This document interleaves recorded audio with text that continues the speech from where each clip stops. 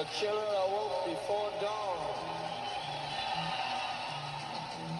They put his boots on.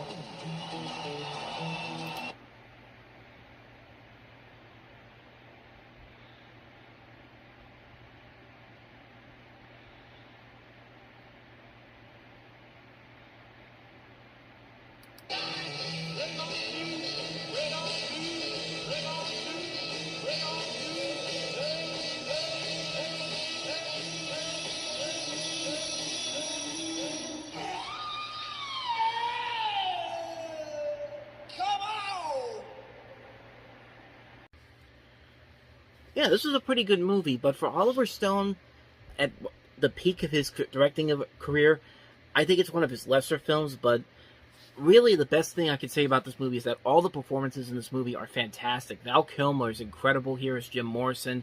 You had a great supporting cast here as well. Kathleen Quinlan, Billy Idol, Meg Ryan, Kevin Dillon, Kyle MacLachlan, Frank Whaley, Michael Madsen. Just a great cast overall in this movie. And like I said, it's a very good movie, but it is kind of very much a formulaic biopic, really. And for Oliver Stone, I think that this is one of his lesser films, mostly because, like, you had movies like Talk Radio, you had movies like Born on the 4th of July, you had Platoon, and then he does something like this, which, I don't know, it felt like maybe he was trying to be a little more mainstream with this movie, like he wanted to make something that all people can see, but, I don't know, that's just my theory on it. I just don't think it was it's not as good as some of his other works, but like I said, it's not a terrible movie by any means, far from it. Like I said, it's a very good movie, mostly because of the performances by all these actors. I think they're all doing a very good job here, and it is one of the better musical biopics I've seen, because, let's be honest, especially with some of the most recent crop of biopics, most of them have been pretty generic. Like, the only one that I thought really was a towering achievement recently was Rocket Man, which was a fantastic movie about Elton John. But yeah, I still don't get why that movie didn't get any love for Taron Egerton as Elton John, but Rami Malek gets an Oscar for Bohemian Rhapsody. Is it just because that movie came out in November and Rocket Man came out in May, or what? But I don't know. I badmouth the Academy Awards so much. I can't help it, man. I can't help it. But anyway, off that subject, back to The Doors. Like I said, really good movie overall. Definitely one of Oliver Stone's lesser movies from this time period where he was just pulling out winner after winner after winner. And this is one of his lesser films, but like I said, it's a very good movie. I can't really complain about that. I wish it was a little bit better script-wise, but it is what it is. It's a very good movie. I'd say definitely check it out. So, let's go ahead and move on to the next movie, and that is Walt Disney's Shipwrecked. They dreamed of what lay beyond the horizon and found the courage inside themselves to pursue it.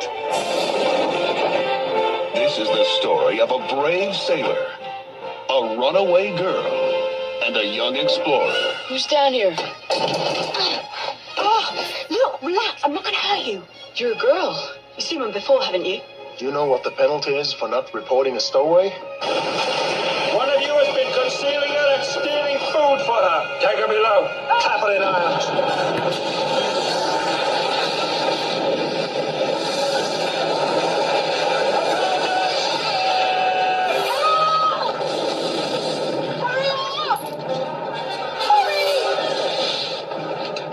Lost at sea, they never expected to survive. But now, an even greater adventure awaits them. Treasure. In the face of danger. In a test of survival. They met the challenge. Let her go! They forged a friendship. I thought I'd never see you again. I thought I'd never see anybody again. They confronted their enemy. Ship! I want my treasure. I want every rock, every hole, every tree in this island searched. And before it's over, Have you ever used a gun before? I think I can handle myself. I believe her. Don't let them escape. Come on! After them. they will win their freedom. Walt Disney Pictures presents Shipwrecked. Join this ship first! I'll cut A motion picture experience you will never forget. Yeah, it's kind of an underrated Disney movie, honestly. I feel like this was Disney's attempt to create the new 90s version of something like Swiss Family Robinson or Treasure Island, like these big, swashbuckling, epic adventures that Disney used to make in the 50s, the first live-action movies he made. And it is a pretty good movie. It's a very solid family adventure film. Gabriel Byrne's probably the biggest star in it, and he's pretty good playing the pirate in the movie, Merrick. And like I said, it's a very good movie. It's a really fun adventure film. A little bit formulaic, but for the most part, it is what it is. And it is a fun, like I said, it's a very fun adventure film. The kid actors in this movie are very good. They're played by, I think they're the Norwegian actors, because this is about a Norwegian. The main hero is a Norwegian boy, so I'm assuming that most of the kids here are Norwegian. But yeah, like I said, it's a very good movie. It's one that not a lot of people really talk about. In fact, I don't think it may have a DVD release through like the Disney Movie Rewards Club, but I don't think it ever got a major DVD release. And you don't really see it talked about most often by a lot of people. It's one of those Disney movies that came out and then just kind of went away. Nobody really ever talks about it. But like I said, it's a very underrated movie. I would say if you haven't seen Shipwrecked, I'd say definitely check it out, because you're definitely missing out on something that's actually pretty good. So, I don't know if it's on Disney Plus, but I'm sure you can find it somewhere out there. But if you can, I say definitely check it out. Shipwrecked. So let's go ahead and move on to the last movie, which is, I can't remember the title of it. My Hero's Always Been Cowboys. That's the name of the film. Gone a long time. Yeah, I've been chasing white lines on the highway. A cowboy following his dreams, his heart, and chasing his youth. All you cowboys, you're all alike. You just shuffle in and you grin and you never grow up. I'm hurting, HD. I just want to know if it's going to stop. Learns you can go back, but you can never go home. Oh, good golly, Miss Molly. Look what the cat drug in. Where's Dad? You went by the house? Yeah, nobody's there. Well, he's a Chillicothe. Damn, I sure wish I could get out of this place. You want to go? Let's go. You really mean that? HD cannot take care of himself. He needs a babysitter. He ain't no pair of boots going to Goodwill. He's a hero. He's my hero. You don't put away your heroes. You honor them, Cheryl. You honor them. They ain't plastic. You don't throw them away. A wonderfully uplifting, exhilarating story of love, honor, and personal triumph. I think I'm going to go after that big money, Bullmania. Are you sure you're up to it? I'm going to need some help. Critically acclaimed, a Rocky-inspired tale of a bull rider, all anchored in the classic code of the West. It's My Heroes Have Always Been Cowboys. I think I said My Heroes Always Been Cowboys, but this is directed by Stuart Rosenberg, and this was actually his last film. This is the same man that directed such classics as Cool Hand Luke. He did the original Amityville Horror. He did The Pope of Greenwich Village. Some very underrated movies, and this was the last film he directed. And I guess this was the feature film debut of Scott Glenn, maybe as a leading role, because he was just in Silence of the Lambs, which came out a few weeks before this. But many people from the critical reviews that I saw said that this was the movie that introduced them to how great of an actor Scott Glenn is. And I can't really comment on that per se because I haven't seen this movie, but I believe it. This also has a really good cast too: Kate Capshaw, Ben Johnson, Tess Harper, Balthazar Getty, Mickey Rooney's in this, Gary Busey. I mean, it could be pretty good. Like I said, I haven't really seen it, so I can't really overall comment on it. But I mean, it could be good. I mean, it doesn't look like a bad movie per se.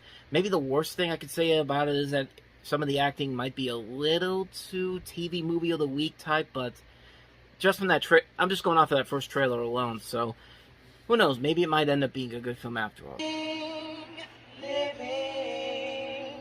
Living just enough.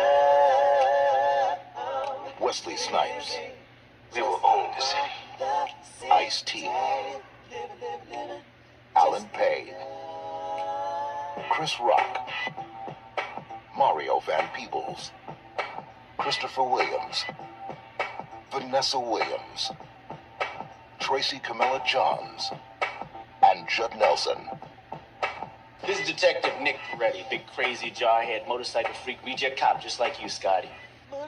On the streets, there's a fine line between wrong and right, good and bad, between those who enforce the law It is a war out there. and those who break it. Gone are the days of selling on the street corners, dark alleyways, and the back rooms of some bummy-ass bar. We ain't with that no more. In a city where survival depends on friends, It's always business. Never personal. on family, We gotta look out for one another. on trust, on loyalty, on power. Am I my brother's keeper? Am I my brother's keeper? Yes, I A family out to run a city are up against cops who know its streets. This ain't business. This is personal.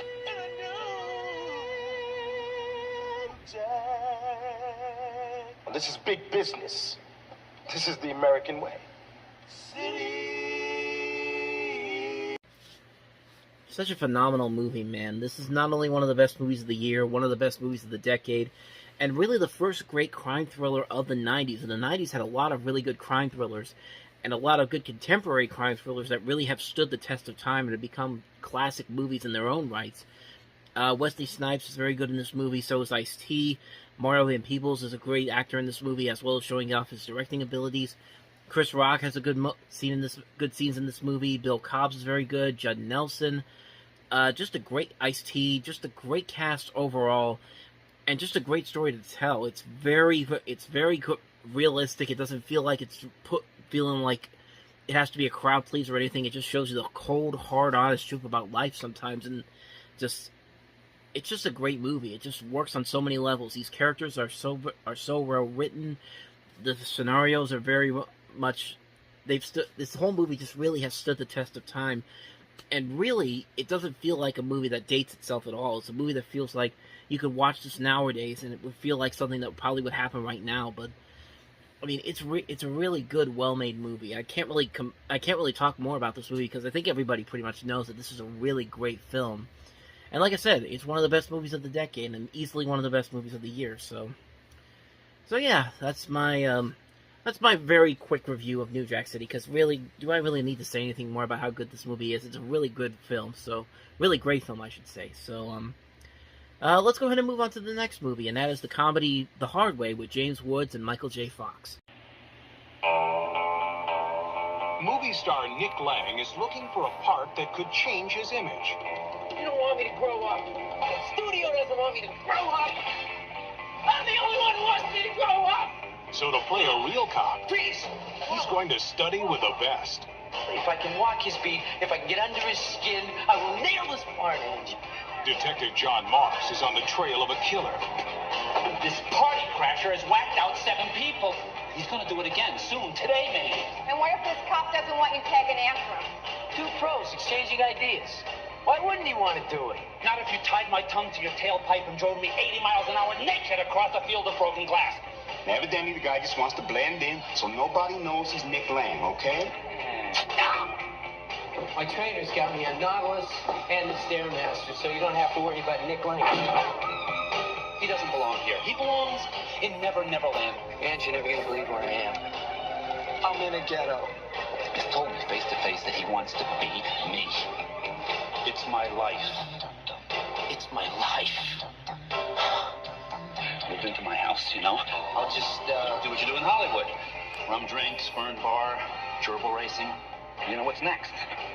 You know, my old lady. What? I know it. Tell me. You just kissed him? You kissed his face. It's getting to where everywhere I look, I see his smiling face. I turn on the TV and I hear his voice.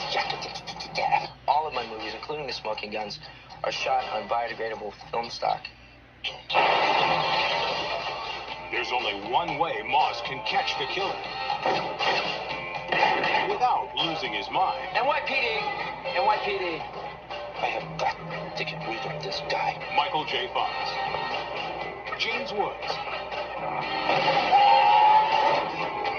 in a John Badham movie, The Hard Way. Coming soon to a theater near you. All right, just stop.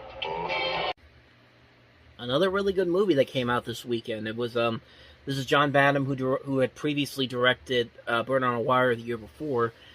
But I think this movie is definitely a lot better. It's a much funnier movie, and it works mostly because of what they do with the typical buddy cop formula. It's great to see James Woods and Michael J. Fox work off each other. They have a lot of really good funny moments in here.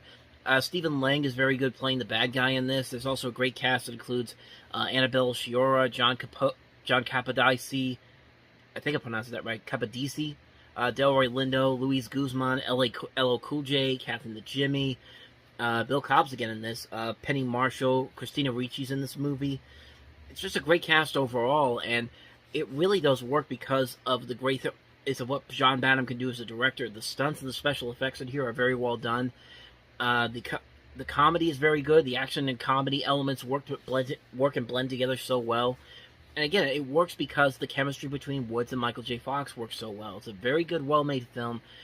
It gets very formulaic, but it also has a smart script to it that makes fun of Hollywood, and also, again, like I said, works because of the chemistry between Fox and Woods. They're both very good in this movie. It's just a great film overall. It's a really good film that maybe a lot of people haven't really talked about all that much, or heard about really, but you should definitely check it out the hard way. You could probably find it in they have a Michael J. Fox DVD collection with like 4 different movies that he was in during the 90s, and this is one of those movies. If you can't find it there, I'm sure you can find it on Blu-ray or even on streaming. I'd say definitely check it out if you're looking for a good, fun 90s action comedy. This is definitely one that will work in your favor the hard way. So, let's go ahead and move on to the next movie, and that is American Ninja 4, The Annihilation. We only have a few days before the media gets a hold of this. Then all hell will break loose. Michael Dudikoff, David Bradley, together for the first time. American Ninja 4, The Annihilation. Really, that's all you need to know. It's another American Ninja movie, except this time it's got not just Michael Dudikoff, but also David Bradley. So, I mean, it's a Canon Films movie. It's an American Ninja movie. What more do I even need to say about it? You're going in there knowing what you're going in for, and you do get what you see. It's not very good story-wise. It's not very good, for the most part, acting-wise. But it is good. It is a fun martial arts action film. But yeah, like I said, it's Canon Films. What do you expect? So that's a real quick review for you. So let's go ahead and move on to the next movie, a far different movie than American Ninja 4, and that is Closet Land. Innocent woman, Why am I here? It says here that you're a writer of children's fiction. accused of crimes against the state. You are guilty of subliminal indoctrination. They can imprison her. The short-term goal is to have you sign the confession. They can humiliate her. You were brought here because you're guilty. They can torture her. It's the suspense, not the pain, that'll drive you mad. But they can never defeat her. You've been spying on me, haven't you, since last year, maybe even before? Why? Incredible to believe. Your story, Closet Land, is thinly veiled propaganda designed to stir dissent in the hearts of children. No, I'm not a political person. Do you support us then? Impossible to deny. Open the door! I have the apology! Sign this. Yet it happens somewhere. No. To someone. Why? There's a pack of lies. Every day. How do I know it'll stop here? Why don't you just sign it? There'll be others. More lies, won't there? You're forcing me. To do what? Things I don't want to do. Madeline Stowe. Alan Rickman. They're watching me, too. Closet Land. Yeah, here's another one of those examples of a movie that has some good intentions to it, kind of has a good idea of what they want to say, but just the execution doesn't really work. And it's a shame, too, because you've got two very good actors here, Madeline Stowe and Alan Rickman, and they're working their asses off to make this work, and they're really the best thing about this movie, but yeah, they really missed the mark of what they were trying to do here. This is basically just watching an interrogator just egging this woman on to admit to something that she didn't do or claims to have not done, and just it's not interesting to watch at all because there's no real motivation to it. And even for a movie that barely hits 90 minutes long, it drags on and on and on, and you just never feel like you're getting any closure out of it. It's just like, it's just one of those things where it's just like the intentions are there, the ideas are there, just the execution just doesn't work out well at all. This needed another fresh rewrite. This is a script that really could have been a whole lot better if they had just gone through another rewrite of it, and it was just like, yeah, it just doesn't work at all. It's a shame, too, because, like I said, Madeline Stowe and Alan Rickman really tried their best to make this work, but sadly, it just can't get past a really lackluster script or a motivation of what the purpose of the whole movie's existence is supposed to be. But, I mean, in a way, it kind of influenced the ideas of Unbroken, because I think Unbroken did this idea a lot better, I would say. But, yeah, granted, they're two different movies, but I think Unbroken has sort of the similar ideas of what this movie was trying to be, but yeah, it's a shame that it doesn't work, because they wasted two really good performances by Madeline Stowe and Alan Rickman. They just needed a better script to work off of. So, that's Closet Land. So let's go ahead and move on to the next movie, and that is Nikita. Laisse-toi guider par le plaisir, ton plaisir de femme. Et n'oublie pas, il y a deux choses qui sont sans limite, la féminité et les moyens d'en l'abuser. So this is La Femme Nikita. This is also the movie that launched Luc Besson into the American film zeitgeist. He would later go on to do films such as Leon the Professional, and of course The Fifth Element, Lucy. The series would also lead into two different spin-off TV series, the USA show from the 90s with Peter Wilson, and then the Far Superior CW show, which had Maggie Q in it. And there was also a remake, Point of No Return, with Bridget Fonda, which came out a couple years after this movie was released in America. Here you have Anne Parallode, who would later be seen in Innocent Blood. And, for a movie, for her being 62 years old by now, she's a pretty good-looking woman, I'm not gonna lie, but she hasn't really done any movies in 10 years, which is a shame, because in this movie, she's really good. And I've seen her in other movies. I've seen Innocent Blood, which is a very underrated John Landis movie. Yeah, she's very good, and she's very good in this movie. This is a fun movie. This is a great movie overall. I've criticized Luc Besson in the past. I really have not liked his most recent stuff. Like, I really hate Lucy. It's one of my least favorite movies of all time. I think it is my worst movie of all time. And I really didn't like Valerian. I haven't liked any of his movies recently, but the guy has made some good movies. So this is definitely one of his best movies, in my opinion. And it's a great action movie. It's a great thriller movie. The actors are doing very good jobs in this.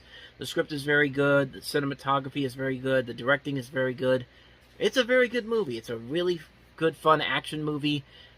And as much as I hate Luc Besson's recent work, I'm still going to like this movie, this original movie, La Femme Nikita. It's a very good movie. And I like the TV series. I really like the Maggie Q TV series more than I do the USA show from the 90s. But, yeah. So that's my thoughts on Nikita and the franchise itself. Yeah, let's go ahead and move on to the last movie, and that is Ju-Dou.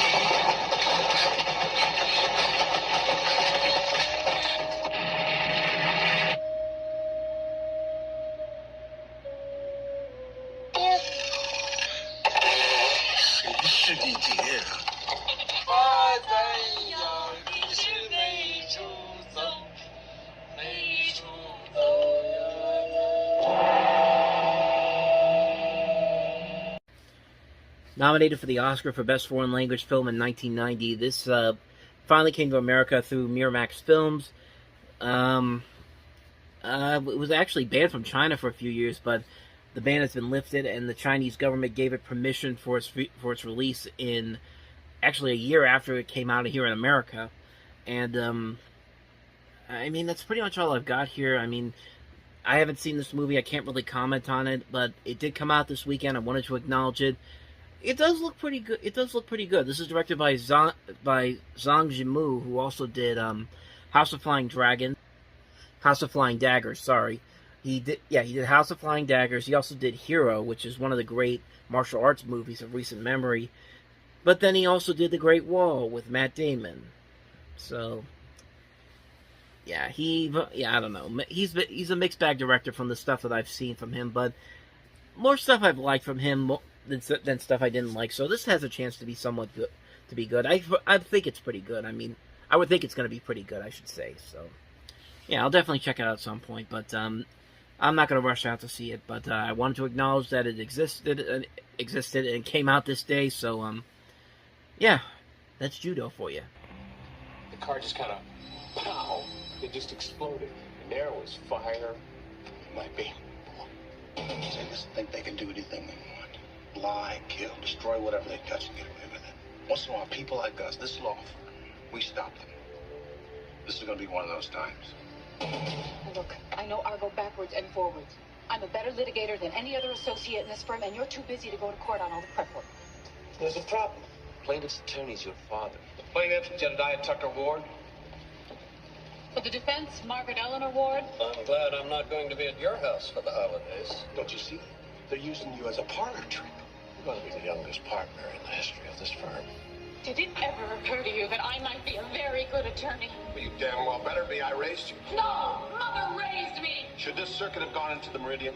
Objection. Calls for conclusion. Overruled. Yes. If you want to kill people, well, if you are really interested, why don't you read my report? So we bury it.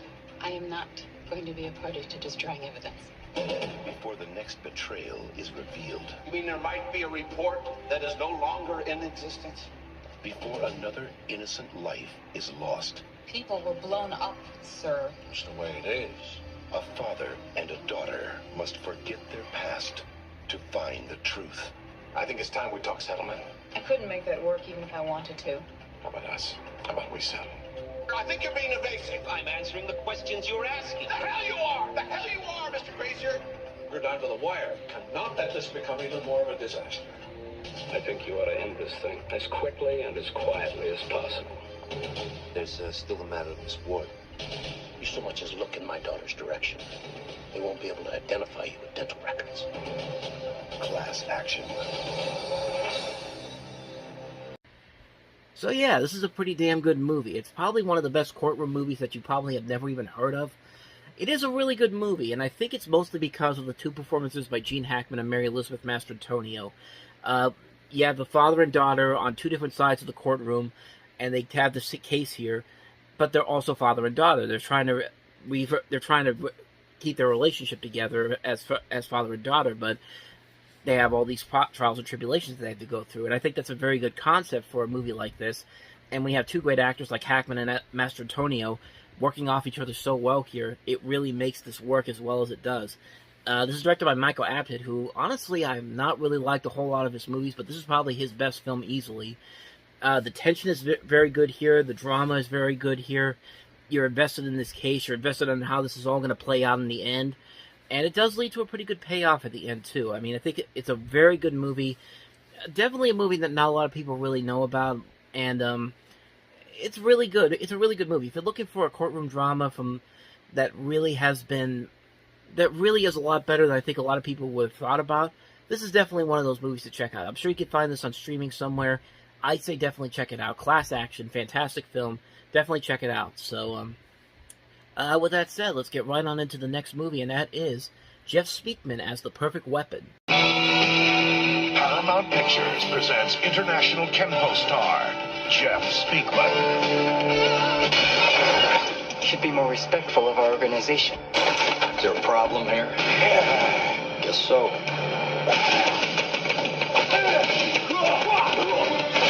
Hey, Terminator, I don't know where you came from, but you better go back. The skies are golden this. You're a dead man. A tragedy he could not prevent. Cam! It's a signature execution. We've seen it before.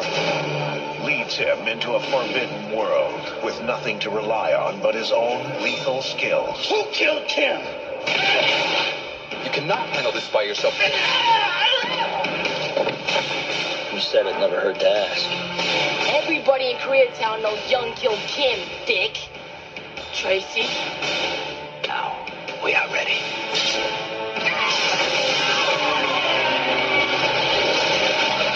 Young and I have some unfinished business. I will finish it. He has no gun. No fear. Are you faster than a speeding bullet? No equal. No problem. In his explosive motion picture debut, Jeff Speakman is the perfect weapon. Yeah, Chuck Norris, this guy is, and Jeff Speakman is not another one of those guys that can just sell a movie based off of his ability in martial arts. It's just like, no, this guy's not that good of an actor, and this is not really that good of a movie. It's one of those movies where it's just like, no gun, no knife, no equal, just try him. And it's just like, okay, the bad guy's, and then the bad guy shoots him, and it's just like, there you go, the problem solved. It's just like, there's nothing about this movie that really... I'll take that back, though. I mean, the martial arts sequences are fine for what they are, but I've seen a whole lot better in other movies, and I guess the only other notable thing is that one of the great 90s songs of all time, The Power, is used extensively in this movie's soundtrack, and it was even in the trailer, too, but I had to cut that part out because of, YouTube copyright issues. But, I mean, if that song is really the only thing that's going to make you want to see this movie, then... That's probably a problem with this movie. It's just not a very good movie. And like I said, Jeff Speakman just does not have a whole lot of personality to it. He's just like one of those guys that you would see in a mock comedy where somebody's supposed to play like this big action star, and when the cameras are off and he has to be in a real situation, it's just like he's nothing like that whatsoever. It's just like, yeah, it just doesn't work very well at all. The Perfect Weapon is certainly not a perfect movie at all. In fact, it's a pretty lackluster movie. Unfortunately, I mean, I guess people who like American Kenpo will definitely get into it, but I'm not one of those people, unfortunately. So, with that said, let's get right on into the next movie, and that is Robert De Niro in Guilty by Suspicion. I want you to make this picture for me, David. But we got a problem. You do solemnly swear that the testimony you're about to give will be the truth, the whole truth, and nothing but the truth, so help you God? Yes, I do. Zanuck wants your name cleared as soon as possible. So what's my name cleared of what? Your profession is that of a film director, is it not? Yes, sir. My clients have reputations to uphold. They're very careful about, who they're associated with. So am I. Mr. Merrill, are you now a member of the Communist Party? Now, Graf has asked the committee to give you this opportunity to explain your past affiliations. Well, there's nothing to explain. I went to a couple of meetings, that's it. Your affiliations and those of others. What others? In 1951, the House Committee on Un-American Activities stole the nation's headlines They're looking to get the picture in the paper, and Hollywood gets it there. by attacking the creative community of Hollywood. You do what Zanuck said. Well, I did do what he said. You didn't pull a picture. Through a campaign of censorship We need to protect this country from the ideas that they're spreading through their films and their television shows. and fear. Are they gonna kill you? Nobody's gonna kill me. That's what they do to the Reds. In whose homes did those Communist Party meetings take place? Don't you have an ounce of decency? I need permission to use your name, David. You want my permission to inform on me? In whose homes were some of these meetings held? Why didn't you just give them what they want, David? All my friends are gone. I'm being followed by the FBI everywhere I go. You're dead, David. D-E-A-D, dead. I want to know how many communists you knew. I want to know how many you know. I want to know how many you've worked with. I want to know their names. This is directed by Irwin Winkler, who was a longtime Hollywood producer. He was the man who produced the Rocky movies. This was his first directorial effort, And I'd say it was a pretty good one. It's Robert De Niro putting in a really good performance in here with a story that's actually pretty interesting when you really look into it. This story about this director who is accused of being a communist because he hangs out, he's hanging out during the time of McCarthyism and the Red Scare, and you have people trying to get him to crack and get him to release this information that he may or may not know about. And I think this movie does a really good job of keeping you on the edge of your seat. It's another really good courtroom drama, too. We've had two really good courtroom dramas on the same weekend. Again, this one's not really well known by a lot of people, but it is a very good movie. It's a very underrated movie, especially for Robert De Niro, who has this great resume on his list. But this is one of those movies that not a lot of people really talk about. I'd say definitely check it out if you get a chance to see it. Guilty by Suspicion. It's a really good film, a really good story to get you invested in. It keeps you on the edge of your seat. It's a very good, well-written film. Great cast, including Annette Bening, George Wendt, Patricia Wettig, Martin Scorsese has a cameo in here, Chris Cooper, Ben Piazza, Tom Sizemore, and of course De Niro giving a really good performance. It's a very good movie. Definitely check out Guilty by Suspicion. So let's go ahead and move on to the next movie, which is Richard Grieco in If Looks Could Kill.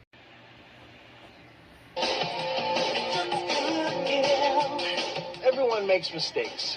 Take me, Michael Corbin. I was just your average underachiever flunking out of high school. The only way to graduate was by taking a class trip to Europe with the French club. Michael Corbin, first class? First class? How? How? There's been a mistake here, which led to a case of mistaken identity. Walk quickly, they already know you're here. Hey, what are you doing? Eric Richardson, British intelligence. Turn me into a secret agent. Well, just who do you think I am? Michael Corbin, deep cover agent for the CIA. Michael Corbin, French class reject. Suddenly, I'm filling someone else's shoes. They'll adhere to any service. And driving the company car. Get out of town. I can drive this baby out of here right now. Yes. Piece of cake. I can just figure out how to get the window down. Yeah, funk driver's ed, too. I'm not complaining. They're gorgeous women. Bonsoir, Mr. Corbin. Boner. Swanner. There can be no more mistakes. Kill him. Dangerous men.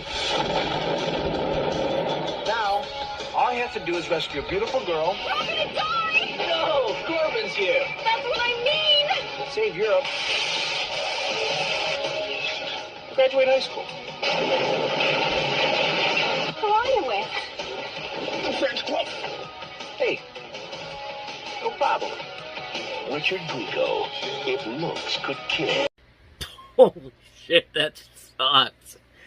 Oh my god, that was, that trailer alone was such a mess, and the movie isn't any better. I mean, let me put it this way. There was an animated series in the 90s called James Bond Jr., which is pretty much the same concept, except that, of course, this is James Bond Jr., and it takes place in Britain, and takes place in the world of James Bond.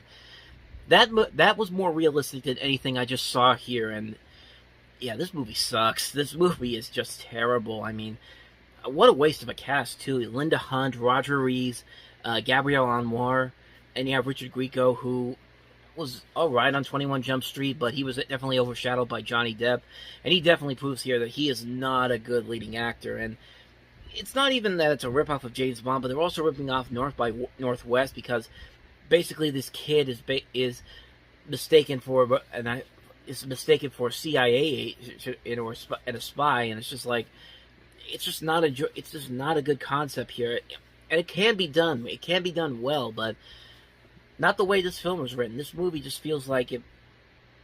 They may have had a good idea to it, but it just doesn't work. It's a movie that's trying to play it a little too safe for the teen audiences. Probably going to go see this, even though 21 Jump Street had ended by this point. But, excuse me. But yeah, the movie sucks. The movie is terrible. That trailer was terrible. Just a terrible, terrible movie. Yeah, I've got nothing else for you, so let's go ahead and move on to the next movie. John Cusack and James Spader in True Colors. Wow. You don't have to lie to me. What if I fall in love with you? Peter, I loved him. What's not? Not good enough? It may never hurt you. Never meant to hurt you. I am sorry that you got hurt. It was the dawn of a new era. Of a friendship. Just a dead, maybe on your cart, farmer, but I'm not in the heart. That began by accident. First you go to law school, then you turn into a sleazebag with no regard for the truth. Tim Garrity was born with all the advantages. Hello, handsome. Hello, beautiful. I got a great idea. Come up here New Year's Eve. You sure it's not too private a thing? Peter Burton would do anything to get them. It's like the National Review come to life. Are you impressed with it? Yes, I am. They say great men are embraced by thousands of strangers. I want to be great. We may not always get what we want, just so as we don't get what we deserve. Hey. I don't think any of those little looks you've been dealing me add up to you actually doing anything. You're wrong. Each made a choice. I resolved to be elected to Congress within 10 years. You got some way to cure this country's ills nobody's thought of? One is looking for power. I feel my time is now. I wanted you to be in a position to do us a favor. Now you are. I've been with Diana. I'm gonna ask her to marry me. So that's your own relationship with Styles. You're marrying his daughter. Going out and introduce you, and then our deal is done. The move's on this kid. It's no move, it's a crime. The other is looking for justice. Did you blackmail the senator? Tim, I played hardball, yeah, but I never threatened to use it. Come on. He's tied into racketeering, bribery. I'm just doing my best to get us both where we want to be. We think he's set you up. He's a crook. It's a brand new day in America, man. Don't get caught. Let me go after him. Tim, you're not FBI. You're a trial lawyer. He trusts me. What are you doing with him? I am helping out an old friend. There's a micro-cassette recorder sewn into the shoulder pad. What's with all these questions? Tell me this isn't about me coming out ahead of you. John Cusack, James Spader. True Colors. Certainly a different movie from Herbert Ross than some of his previous works. This is the man who directed stuff like Funny Lady, The Owl and the Pussycat, Play It Against Sam, The Goodbye Girl, California Suite, I Ought to Be in Pictures, Footloose, Secret of My Success, Steel Magnolias, My Blue Heaven, and now we have this movie here, which is certainly a lot different than most of those other movies. This is mostly a kind of a political thriller in a way, with some very good ideas overall. I like some of the tensions that Cusack and Spader have throughout the course of the movie, but unlike the other thrillers we've looked at this week, this movie doesn't really have a good payoff at the end of it. It's just kind of like, it just kind of ends, and it's just like, so what was the point of all this? What was the intentions going into the ending of this movie? It's just like, Cusack, I don't know, I mean, Cusack and Spader do a good job here. You also have Mandy Patinkin in here, you also have, Philip Bosco, but, yeah, other than that, though, this is a movie that I feel like could have been a lot more enjoyable with a better script than what they had to work with here, but it just kind of goes the predictable route at the end. It doesn't really give you a satisfying conclusion. It's just kind of like, okay, that's how this is really going to end. It's just like, I mean, it's unfortunate because there is some good ideas here, and you've got Cusack and Spader, who have been very good actors coming into this movie in the films that they have been in, but yeah, this is a movie that just doesn't work, unfortunately. It's a shame, too, because there is so much potential there, so that's my thoughts on True Colors. So let's go ahead and move on to the next movie. Christopher Walken, Rupert Everett, Natasha Richardson, Helen Mirren, and The Comfort of Strangers. Colin and Mary have returned to Venice in search of romance.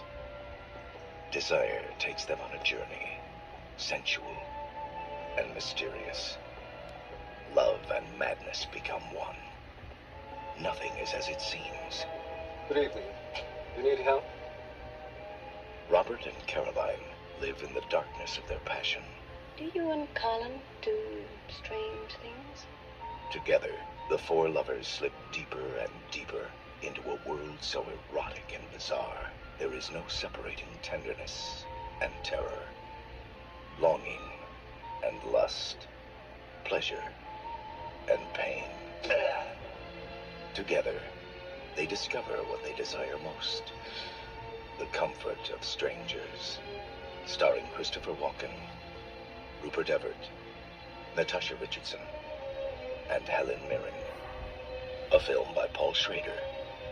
Screenplay by Harold Pinter. The Comfort of Strangers. Where fantasy and fear live. On the other side of the mirror.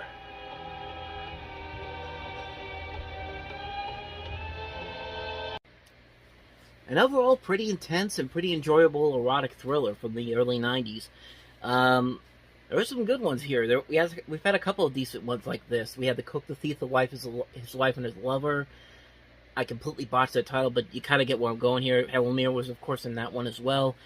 And this movie is very good, too. It's a very good, well-made film, written by Harold Pinter, directed by Paul Schrader of American Gigolo fame. It is an overall enjoyable film. I like the visual look of the film.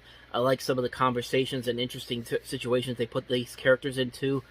And it is a really good, well-made film. It's a well-intentioned film that knows what it's trying to prove. It knows what it wants to say. And it is a very good-looking film. It's a very beautiful-looking film visually, with these great actors working off each other very well. It's a very good film. It's definitely worth checking out. The Comfort of Strangers. So let's go ahead and move on to the last movie, and that is Robot Carnival.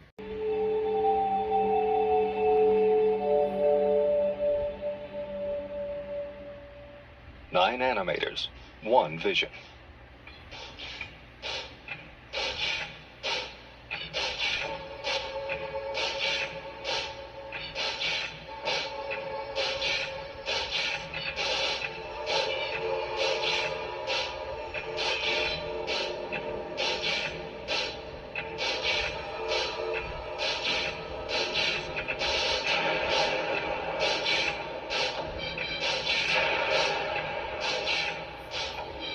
Nine directors combine their unique talents to create one spectacular animation event.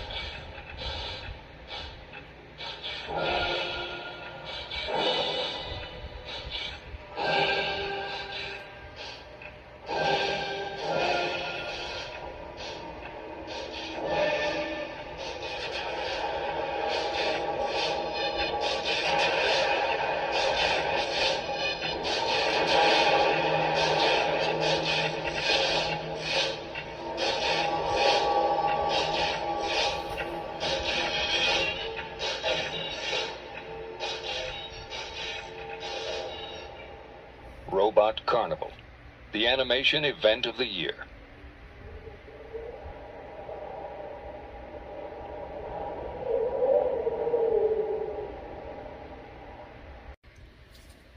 Basically, Fantasia for Robots. It's an anthology film with these 9 different directors who, many of them started off as animators with little to no directing experience, but they have their own distinct animation style and story. They do these stories that range from very comedic to mostly dramatic, and I really don't know too much about this because I haven't seen this movie, but the trailer for it doesn't look too bad. It's one of those movies that I've not heard too many people talk about, but it does look pretty. It does look very good.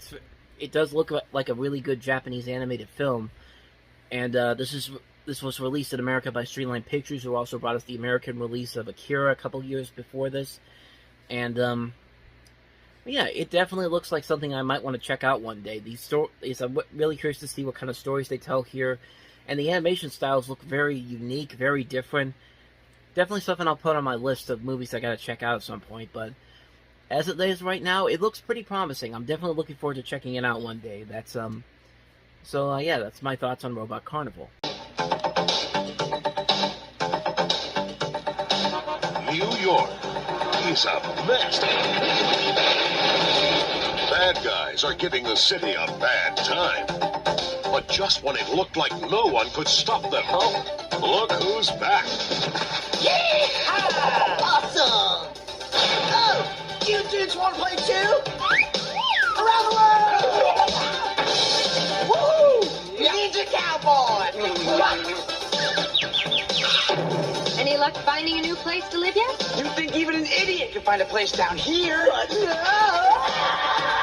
know, in this market, it's actually very difficult to find good subterranean housing. Shredder! There is only one thing next. Revenge. The past returns, my son. That's the canister that had the ooze. That transformed us all. He's got the canister! Get it!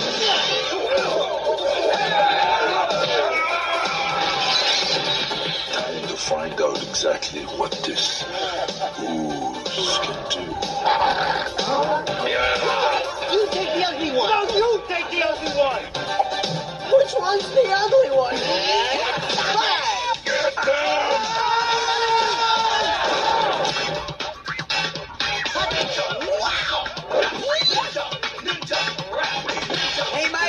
Sir Tap, dude! Hit it, Mikey! Rock and roll!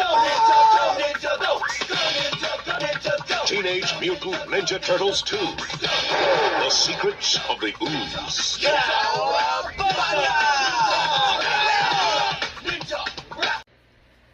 By the way, that's the international trailer there. Teenage Mutant Ninja Turtles 1 and 2 were actually released through 20th Century Fox in other countries. And I actually think Turtles 3 was also as well, but yeah, that's why you saw the 20th Century Fox logo there. So technically this is a Disney movie too, because of course Fox is now owned by Disney, but that's a whole nother story altogether. I have fond memories of Teenage Mutant Ninja Turtles 2. This is actually the first movie that introduced me to the Ninja Turtles. I never saw the original movie. I didn't see the TV series at that point. This was the first thing that I saw, and mostly because I saw it on USA a lot back in the 90s. It was on TV there all the time. That one, and surprisingly not 1 or 3. It was always the second one that was always on TV. I don't know what it was back in the 90s, but since then I have seen all the Ninja Turtle movies and TV shows. I've seen the newer ones, which I like the newer Ninja Turtles movies. It's the Michael Bay ones I thought were actually pretty good for what they were.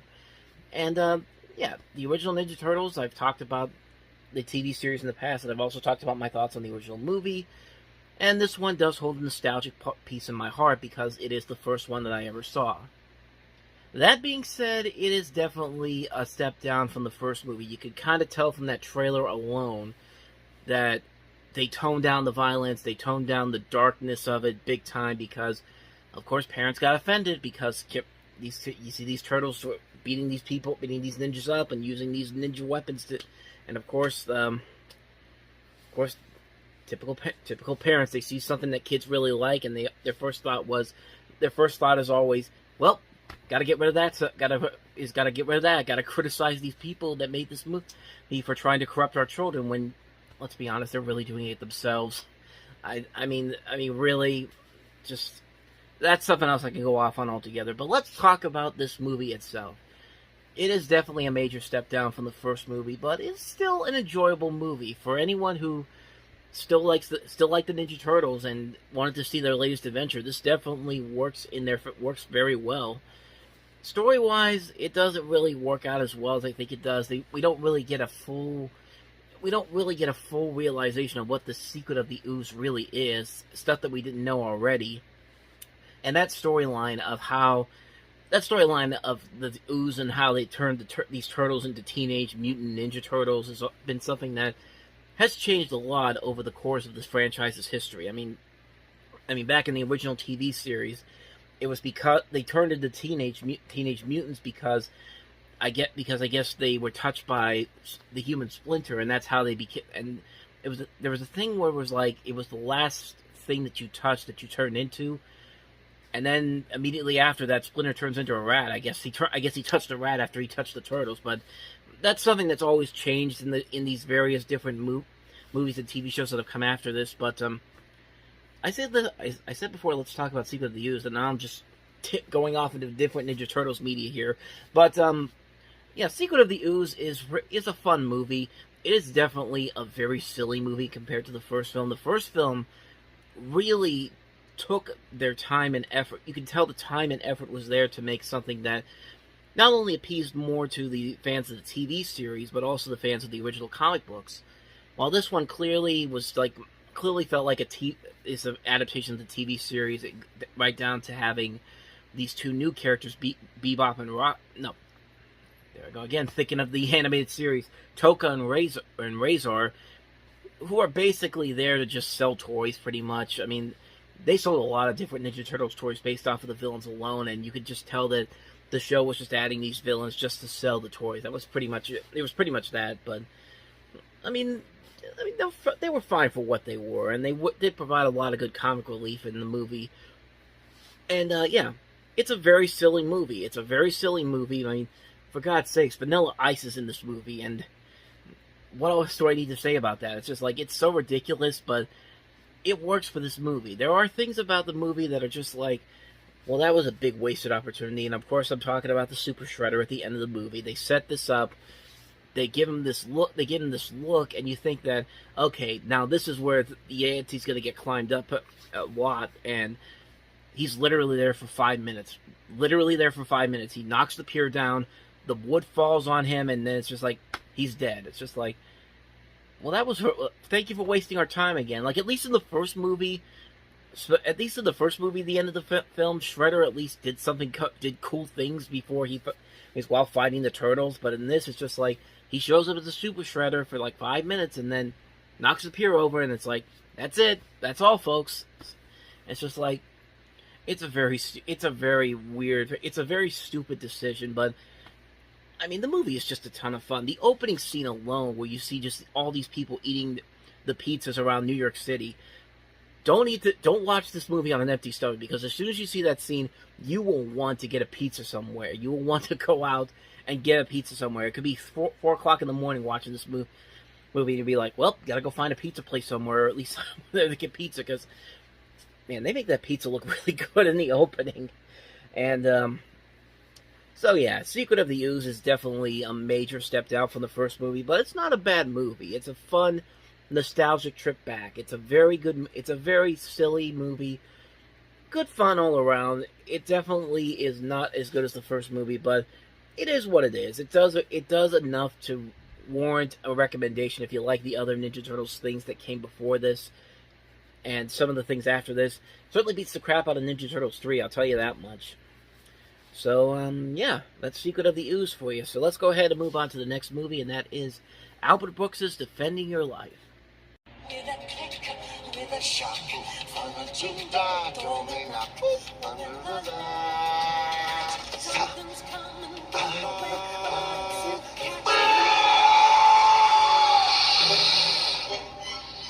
From the beginning of motion picture history, Hollywood has tried to show you what the afterlife is really like. Good afternoon and welcome to Judgment City. You have any idea what's going on? No? Well, in a nutshell, you're here to defend your life, and I'm going to help you. Defend my life? Finally, wow, the first true story of what happens after you die. Where am I? Is this heaven? No, it isn't heaven. Is it hell? Actually, there is no hell. Although I hear Los Angeles is getting pretty close.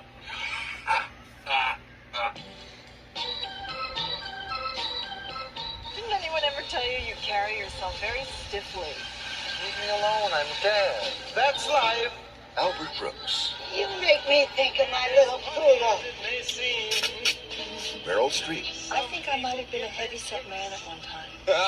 Rip Torn, Lee Grant, Buck Henry, in a new film by Albert Brooks. So I'm on trial for being free. Well, first of all, I don't like to call it a trial. Second of all, yes. If you see one movie before you die, I love you. I love you. This is damn exciting stuff. see Defending Your Life. Such a great, underrated comedy. Albert Brooks really is one of those guys that he hasn't really skipped a beat. Like, he can still make movies that are very entertaining. He can still prove that he's very funny on screen. He's just one of those guys that anytime he does something, anytime he makes a new movie, anytime he makes an appearance in something, I'm there, because, like, he really has not lost a beat whatsoever. This may be his greatest piece of material that he's ever made. This is a wonderful movie that I'm really disappointed. I feel like a lot of people really do not know this movie even exists, and it's a shame because it's a very good movie. It's a very funny movie. It's this really interesting idea of showing what the afterlife is like and how you have to defend your life in the afterlife. And it's just a very good movie. This movie is well casted. You have Meryl Streep, Rip Torn, Lee Grant, Buck Henry. Just phenomenal cast all around. The visuals in this movie still look very impressive, even over 30 years later. The dramatic elements are very good. There's a lot of allegories here that are actually put in here very smartly by Brooks. And it's just a wonderful movie. It's a very good movie that really, I don't think a lot of people really know about it. It's a shame, but luckily the Criterion Collection has put it out on Blu-ray and 4K in the last couple of years. Definitely seek this one out. I know the Criterion 50% off sales going on at the time of this taping. on July 13th. Look for this movie there if you can, because it is a wonderful movie, a fantastic underrated comedy. Another great comedy from 1991. I've talked about how 1991 was probably the greatest year for movie comedies overall. And here's another great example of it. Defending Your Life. If you haven't seen it, highly recommend checking it out. You will not be disappointed by the results of it. So with that said, let's go ahead and move on to the next movie. It's the director of Driving Miss Daisy's follow-up to his Oscar-winning Best Picture, and that is Mr. Johnson.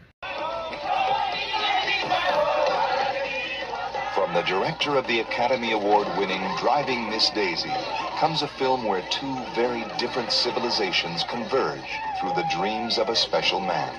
Johnson, why are you so bloody late? Sir, the clock is fast. Clock has stopped, Johnson. A mighty road, 100 miles. That Mrs. Rubeck is a beautiful woman. When you see her breasts, a big like pumpkin. I think we build roads, sir. These villagers around here aren't going to work for bloody nothing, you know. They're not stupid. All workers will receive free beer. I'm going to bleed murder you, you bastard! Did you mean to kill him then? Oh, no, sir. Don't plead guilty. I'm guilty. The LA Times says, a heartbreakingly beautiful movie with a deft, glancing spirit all its own. People magazine called it a captivatingly powerful film full of honestly earned tears and laughter. Mr. Johnson. Of course, you see Pierce Brosnan in this movie, Edward Woodward, the Equalizer, and Maynard Isachi. I think I'm pronouncing his name right. I'm not entirely sure. In his first film appearance, this is also the first film to actually shoot on location in Nigeria. So there's a lot of interesting things about this movie, and I can't really comment on it too much because I haven't seen it before. It's not one that I don't hear a lot of people really talk about, and this is, of course, like I said, the follow-up for Bruce Beresford after he did Driving Miss Daisy, which, when you follow up a movie that wins a Best Picture, you really expect something equally as good or just as good. But I don't know. I mean, I've seen that this got some pretty good reviews, but again, it's something that I don't think a lot of people really talk about all that much. I don't know if that's an indication of whether or not the movie is good or not, but I don't know. I might check it out one day. I'm not going to rush out to see it now, but it might be something I might check out in the future. I'm not going to say it's something I'll check out eventually, but we'll see. We'll see what happens. So that's really all I got to say on this movie. I haven't really seen it, so I can't really comment on it. So let's go ahead and move on to the next movie, and that is Sharon Stone in Scissors. You know, there was an NBC special they did about 2 years after this movie came out, where they interviewed Arnold Schwarzenegger, Eddie Murphy, and Sharon Stone about their history in Hollywood and how they came to be, and Sharon Stone said this. The road to Hollywood is tough. Schwarzenegger, Stone, Murphy. I made a lot of pictures that weren't good just to keep working. Yeah, this is one of those movies she's probably not proud of at all. I mean, wow, that trailer. I didn't show the full trailer, but man, it's a mess of a trailer. Let me put it this way. If a trailer is telling you about all these different movies that the people behind the scenes have worked on that have absolutely nothing to do with this movie, there's a huge problem. And I'm not even kidding. Look at some of the stuff that I took from this one trailer alone. Film from the producer of The Right Stuff, Raging Bull, Rocky 1 and 2, and The Music Box. Can you describe the assailant? From the creator of Audrey Rose and The Entity. The Right Stuff, Raging Bull, Rambo 1 and 2, Music Box, Audrey Rose, The Entity. You even see Psycho, and I guess they were trying to put in Nightmare on Elm Street in there with the Nightmare on there. You notice that in this trailer that the actual title of this movie, Scissors, is nowhere to be found except in the credits. That's how you know they were not proud of this movie whatsoever. And the trailer for this is so annoying. I did not even get to show you some of the stuff they do, but the characters in this are so annoying in this one trailer alone that let me just say I did you a favor by not showing you the entire trailer, because you would have lost your mind just as much as I did watching it. But whew, that was rough. And like I said, you can tell this is a movie that Sharon Stone's probably not proud that she made, but she did it for a quick paycheck. The premise doesn't even look like it makes any sense whatsoever. You got these two guys played by the same actor, Steve Railsback, and Sharon Stone's character is harassed by this mugger who uses scissors as part of his thing to rape and to like harass and rape this woman with, pretty much. I mean, it's just an idea that's just like, who thought of this, and who thought this would be a good idea to make as a movie? And what's even stupider is that the scissors are actually Sharon Stone's characters. The person that attacks her in the beginning of the movie uses those same scissors and stabs her and stabs. Well, no, he stabs. She stabs him in self-defense. I'm getting so confused here because it's just like, this is such a stupid idea, and this whole idea, and you never really get a sense that they knew what they were doing. They made a movie that even Lifetime would look at this and go, we're not giving you the money for this. Get the hell out of our offices. I mean, we're stupid. I mean, we make stupid movies, but this is a stupid idea. This is a terrible looking movie. I mean, it's a mess of a film, and I cannot believe somebody really thought that this was actually going to work and pay off in a big way, but it just doesn't. It just doesn't. It fails miserably on so many levels. It's a mess of a film, and yeah, if Sharon Stone's not looking back at this and thinking, why the hell did I decide to do this movie, then clearly there's something wrong with her. And hey, to her credit though, after this she made Basic Instinct, so way to go. Moving in the right direction. So yeah, that's Scissors for you. God, what a terrible movie that is.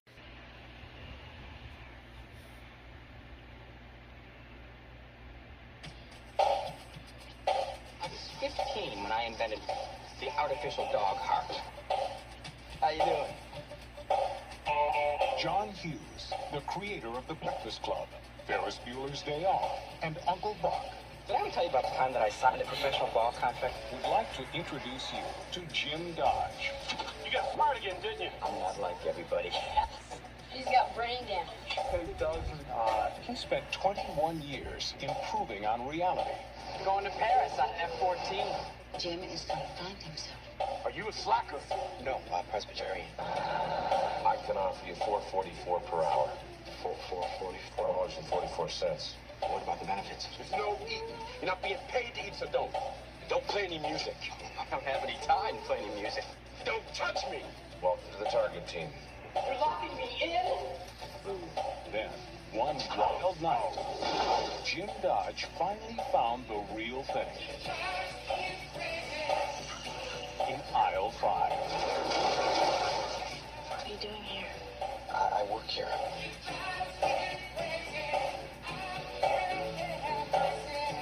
Do you know how you make me feel? Like a natural woman? I'm a janitor in training. You're an heiress. You know what your problem is? No, but let me go through my list. What are you planning to steal? Hairspray? Well, we haven't decided yet, have we? From John Hughes. Career Opportunities. The story of a man and a woman, aisles apart. If I was sweating, would you touch me? I would probably touch you even if you were covered with spiders. And one night that changed everything. It's not as uncomfortable as I thought it'd be. Oh, no, it's not that.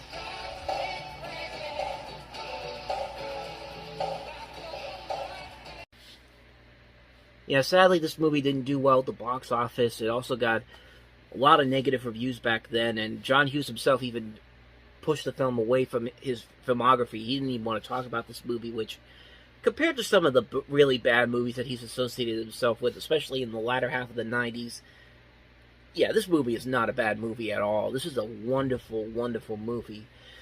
And it just works because the leading characters, Frank Whaley and Jennifer Connelly, they work off each other so well. And for most people at Whaley's age, this is the perfect fantasy film for them. You're stuck in a dead-end job in the middle of the night, and then the girl of your dreams is right there inside, and you're stuck inside there for the rest of the night. And then you go on this crazy adventure with these two crooks that come into play, one of them played by Dermot Mulroney. And chaos and hilarity ensues, and it's a wonderful movie. It's a really great film. I really enjoy this movie a lot. And Jennifer Connelly, man, I mean, she was beautiful back then. She still is now. But man, this was her at her peak hotness, in my opinion. I mean, the horse scene when she's on the horse in there in the Target, it's just like nothing else matters, man. Like that to me is like that's pinnacle Jennifer Connelly to me. I mean, she was very beautiful back then, and like I said, still a great actress. That she was great in this movie. It's also very interesting to look at this movie and realize that most Targets really have not changed since 1991. I mean, most stores have changed since they've been in previous movies. Like I know Christmas Vacation had Walmart in there and that was in 1989, and Walmart certainly looks a hell of a lot different than it does today. Target really does not look that different. I mean, there are very little things that you'll notice. Like, obviously, we've improved in technology. The food courts have gotten much more fancier. Some of them have Starbucks. Some of them have Pizza Huts. It was interesting. It was fun to see an old school department store food court there. And I mean, I live in Western Pennsylvania. We've had Hills and Ames. It always takes me back to those old food courts that we used to have back then. We had like the popcorn, and a lot of people remember that. You could buy candles that actually smelled like Hills food courts around here.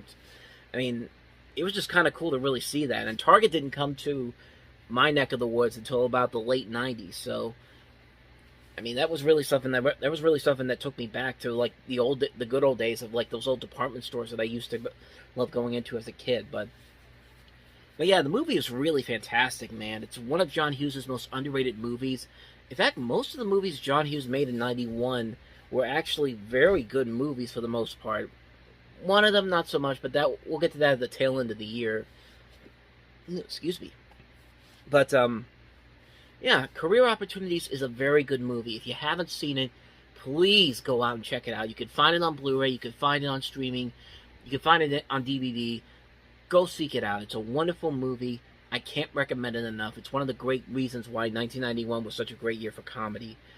And yeah, fantastic movie. There's nothing more I need to say about it. So that's Career Opportunity. So let's go ahead and move on to the next movie, and that is Robert Townsend's The Five Heartbeats. I think you guys have what it takes to go all the way to the top. A new film by Robert Townsend. With a lot of music. And a big heart. The Five Heartbeats. I want you on my label. Let's make a deal, right? We're gonna go and record our first single. And I want a gold record. I thought it was on the radio. A new house.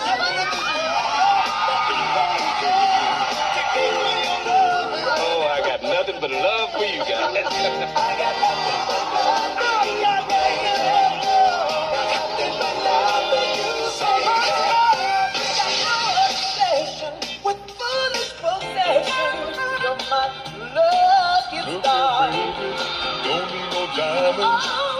They were just five guys from the neighborhood who created a sound that rocked America.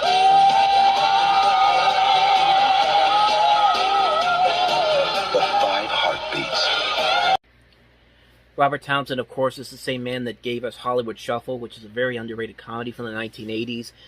And this was one of his first attempts to break outside of his norm, because he had been so associated with comedy. And this was also co-written by Keenan Ivory Wayans, who at the time of this was hitting his stride with In Living Color, making his name known. And I mean, in terms of the movie itself, it's all right, but I feel like they were hoping for something much better. I think basically the plot of the film takes from a lot of the lives of several different artists. You see elements of the Dells, you see a lot of the Temptations here, Four Tops, Wilson Pickett, James Brown, Sam Cooke, Frankie Lyman, and it does kind of fall into the typical musical biopic feel and environment, but this is basically its own thing. And I think really one of the things that makes it somewhat enjoyable are the performances. You have Robert Townsend, you have Michael Wright, Leon from Cool Runnings, Harry G. Lennox, Tico Wells. You also have Diane Carroll in the movie as well. As far as the story goes, I feel like it could have been written a whole lot better. If they wanted to they should have tried to distance themselves from falling into the same musical biopic shtick and do something creative on their very own. I mean, they're taking some ideas here that really could work very well, and I think somebody like Tom Hanks actually did something very similar to this 5 years later, I should say, with That Thing You Do, which is one of my favorite movies of all time.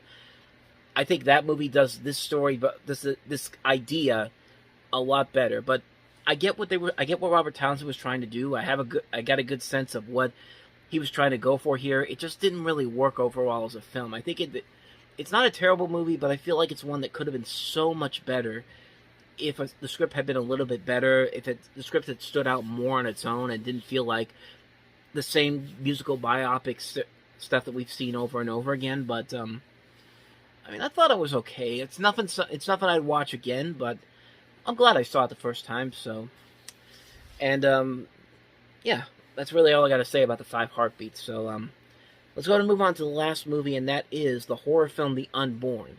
Not that other Unborn with Odette Yustman from Cloverfield, or I guess Odette Annabelle, but a much different Unborn movie.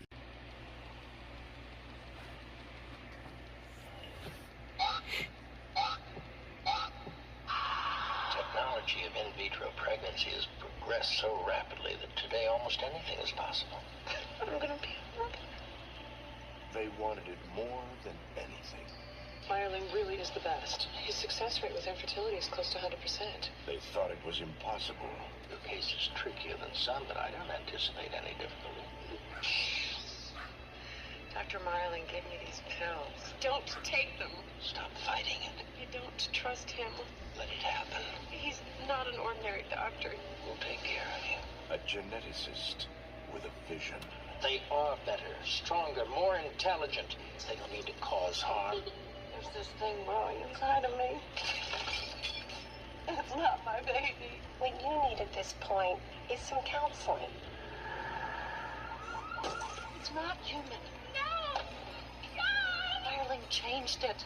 It's not part of me. No choice. I have to get rid of it now before they find me. You're obviously in the 3rd trimester. It's against the law. They're doing something to the children. They're changing them. They don't belong to us anymore. This is not my baby. I don't know what it is, but it is not mine. They're eating us alive. The unborn. Having a baby can be a scream. Though, let's be completely honest here, there are a lot of elements taken from this Unborn that was put into the other Unborn, but, needless to say, this movie was so much better than that one. I mean, the one from 2009 was just a mess of a film. This one, not quite as messy, but, it at least tried. It did try. There are some interesting ideas and some nice practical effects in here, but it's nothing, I mean, honestly, it's nothing really all that special, but again, it's kind of like the 5 Heartbeats. I get what they were trying to do. I get they were trying to do like a killer mutant baby story, something like It's Alive, or even something on the lines of something like Rosemary's Baby and The Fly. But I mean, it is what it is. It's like I'm not a horror movie type of guy, so maybe I'm not the zeitgeist to really get into this a whole lot. But I mean, it is what it is. There are a lot of interesting names on this movie. Wally Pfister, the cinematographer for this, went on to become the cinematographer for many of the Christopher Nolan movies, including The Dark Knight and Batman Begins. John Burkanto and Michael Ferris are notable names. They are guys who I lost my train of thought for a second. These guys actually got bigger roles writing roles after this. They wrote The Net, the Sandra Bullock movie. They wrote the Michael Douglas movie, The Game. They wrote Terminator 3, Rise of the Machines. They wrote Terminator Salvation, Surrogates, Catwoman, Primeval. They both wrote for Married with Children in the same year. Aeon Flux. Michael Ferris wrote for The Simpsons. So these guys have done other works outside of this. But the biggest name on here is Robin Flender. And that name may not sound familiar to a lot of people, but he directed Leprechaun 2, but most interesting to me, at least, he also directed one of my favorite documentaries from 2011, and that's Conan O'Brien Can't Stop. So, I mean, give the guy credit. He has a good range of directing these scripted movies to these great documentary films. And that's really all I got to say about this movie, is that it has a lot of notable names in here, especially with the casting. Lisa Kudrow and Kathy Griffin have small roles in this before they became big in the 90s. So there's definitely a lot here you could take from this movie. I mean, I guess if you are into horror films and you like these culty type of movies, you'll definitely get into it. But I mean, it is what it is. It works for what it is, and it certainly is a lot better than the other Unborn movies. So